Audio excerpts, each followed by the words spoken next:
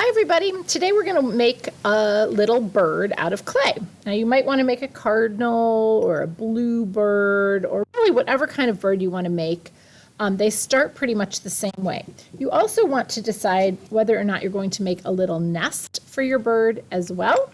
That is up to you. Everybody's going to get the same amount of clay. If you choose to make a nest, you may want to divide your clay. And for the nest, you can make it into a little ball. It's sort of like a simple pinch pot that we learned how to do in first grade. Make it into a ball, stick your thumb down into the ball and gently pinch around. You can make a bunch of different shapes of nests. I'm making sort of a flat nest like this. You can work around and you're all set. Now, for my bird, what I want to do is start with a raindrop shape. I feel like most birds' bodies are sort of a raindrop shape. So if you work it into a ball, remember the thing about this kind of ceramic clay is the more you work with it, the more the water that's in it evaporates and it starts to dry out. It gets more difficult to work with. So you want to work fairly quickly, make it into a ball, and then to make it into a raindrop shape, I make it more like an egg first. And then I sort of roll one end a little bit so that, or you can pinch. Remember, you want to just pinch slowly when you're working with this clay. You don't want to pinch too hard in any one direction. It works best to pinch with the flat parts of your fingers. And just sort of, I'm pinching one end to make it sort of a raindrop shape. This end, that's the pointed end of my raindrop, is going to become my bird's tail. Most birds have sort of a flat tail, so you can keep pinching again. Pinch a little this way, a little this way. Notice I'm not pinching too hard at one time. I don't want my tail to be this thin at that very end. If it's super, super skinny like this, it's very likely to break as it's drying out or when it goes into the kiln. So you want to make sure that you don't get it too thick. A good rule of thumb is nothing should be thinner than your pinky.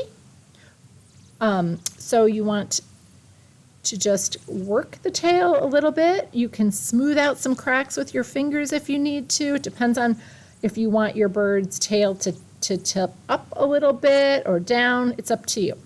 Then you can work on the shape of your bird's body. Now, birds' heads are not very separate from their body. They don't, unless it's like a flamingo, they don't have a very defined neck.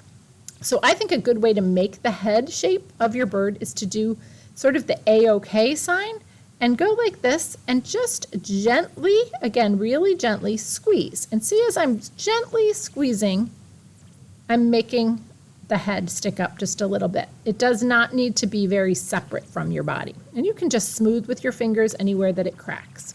Okay, now it's starting to look like a bird. I still need my beak. The best thing for the beak also is to do a pinching motion. Now remember, we don't want it too thin. So a good way to do it is to pinch pretty far back on the head, pinch forward a little, then turn it and pinch this with a wide way. So see, I've pinched this way and then I've pinched this way, not too hard at any one time. And then I can use my fingers to smooth it around. And I have a nice beak, I have a nice head. Next, if I want to make the indentation where the wings are, it's up to you if you want to add this to your bird. You can use a tool, usually like one of these sharp stick tools works well. And I'm making sort of like a letter J or like a fish hook. That's the wing. So you see how I made that?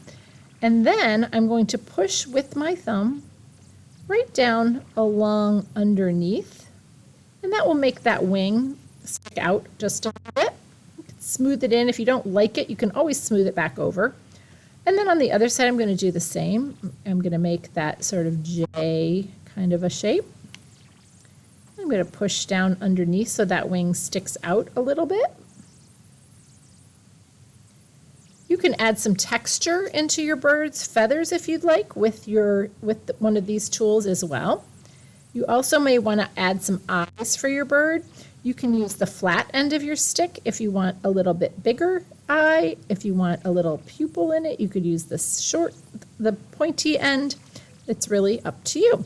Now, because these birds our clay. It's very difficult to make feet. So for the most part, we have them so that they're sitting with their feet up underneath them. And it can just sit nicely on the table. When you're finished with your bird, you're going to put it right on the tray in the center of your table on top of your name. Put your nest, if you made one, right there next to it. And you can get cleaned up. Remember to clean up your entire area before you go wash your hands.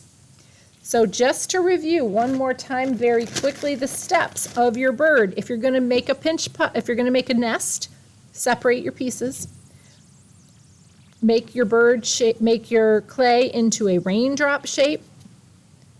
Then pinch the tail gently. Squeeze the head a little bit. Pinch out the nose. Remember, not the nose, the beak gently, a little this way, a little this way, a little this way, a little this way. If you're going to make a cardinal, I didn't say this before, you could make a little crest on his head, that little bit of feather that sticks up.